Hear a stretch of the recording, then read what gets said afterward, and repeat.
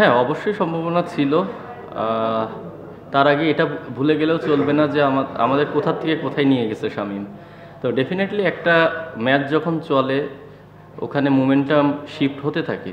তো আমাদের যেমন প্রথমে আমরা মোমেন্টাম হারিয়েছি, পরে শামীম আর ইমন সেটা ব্যাক করেছে, কিন্তু আমরা প্রথমে এত বেশি উইকেট হারিয়ে ফেলেছি যে পরে একটা পার্টনারশিপ হওয়ার পরেও সেটা এনাফ ছিল না, আমি যেটা ফিল করি। আর আমরা আসলে একজনের উপরে এত বেশি ডিপেন্ডেন্ট হতে চাই না, কারণ আমরা থ্রু আউট দ্য টুর্নামেন্ট পুরো টিম হিসেবে খেলছি, সবাই টুকটাক কন্ট্রিবিউট করছে। কিন্তু আজকের দিনটা আমি মনে করি যে ব্যাটসম্যানরা তাদের রোলটা প্লে করতে পারে নাই, অ্যাট দ্য সেম টাইম বোলিংয়েও আমরা আপ টু দ্য মার্ক ছিলাম না।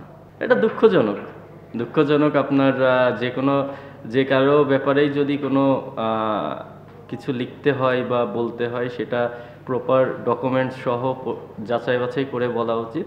এটা শুধু আমার জন্য না, সবার জন্যই।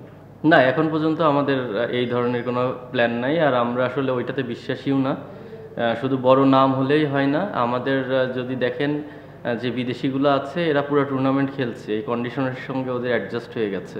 তো আমরা ওইটা বিশ্বাস করি না যে একটা বড় নাম আনলেই ও ডেলিভার করে দিবে, ও তো নাও করতে পারে। উইকেটটা খারাপ ছিল না, তবে আমি যেটা করি একটু স্লো ছিল স্টার্টিংয়ে, যেহেতু এটা হচ্ছে একই উইকেটে দুইটা ম্যাচ হয়। তো ফার্স্ট ম্যাচে আমরা দেখেছি উইকেটের বিহেভ কেমন ছিল, তো তার থেকে বেটার হয়েছিল, বাট একদম প্রপার উইকেট ছিল না।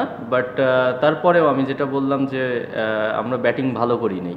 আমরা ব্যাটিং ভালো করলে 180 করলে হয়তোবা আমরা সেটা হচ্ছে ফাইট দিতে পারতাম।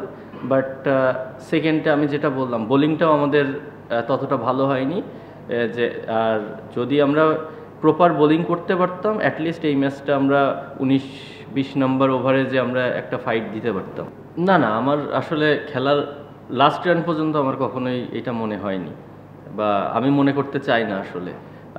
আমাদের যেই টোটালটা হয়েছিল, আমরা যখন ফিল্ডিংয়ে নামি তখন আমাদের সবার মধ্যে ওই কমিটমেন্টটাই ছিল যে আমরা টিল লাস্ট বল পর্যন্ত ট্রাই করে যাব। তো ডেফিনেটলি বরিশাল অনেক স্ট্রং সাইড, সেটা আপনারা দেখতেই পাচ্ছেন সবাই। তো এরকম স্ট্রং টিমের এগেনস্টে অবশ্যই প্রত্যেক যদি জিততে হয় তাহলে আমাদের এই গেমটা খেলতে হবে, যেমন লাস্ট ম্যাচটা আমরা যেটা করেছিলাম। তো ডেফিনেটলি মানে এই জায়গাটায় আমাদের মিসিং ছিল আজকে। এটা প্রথম ম্যাচ থেকে আমাদের মনে হয়েছে, এখন এসে না। বাট আমরা এটা মনে করতে চাই না, আমরা যেহেতু পুরো টুর্নামেন্ট এইভাবেই খেলে আসছি, আমরা ভালো করেছি পুরো টুর্নামেন্টে, এখন আর ওই জিনিসটার দিকে ফোকাস করতে চাই না। ওপরে আমরা যেই 6টা ব্যাটসম্যান খেলছি আমরা তারাই রেসপন্সিবিলিটি নেওয়ার চেষ্টা করছি। যদি ক্রিকেটিং দিক থেকে দেখেন তাহলে আইডিয়াল না, কারণ দেখেন না অনেক রংপুরের ম্যাক্সিমাম প্লেয়ার আজকে সকালে পৌঁছেছে, জার্নি করে জেট লেগের ব্যাপার আছে। আমরাও যদি আপনি মনে করে দেখেন যে ফার্স্ট ম্যাচ আমরা যেটা খেলি আমাদেরও কিন্তু বেশ কয়েকজন বিদেশি প্লেয়ার সকালে এসে পৌঁছেছিল।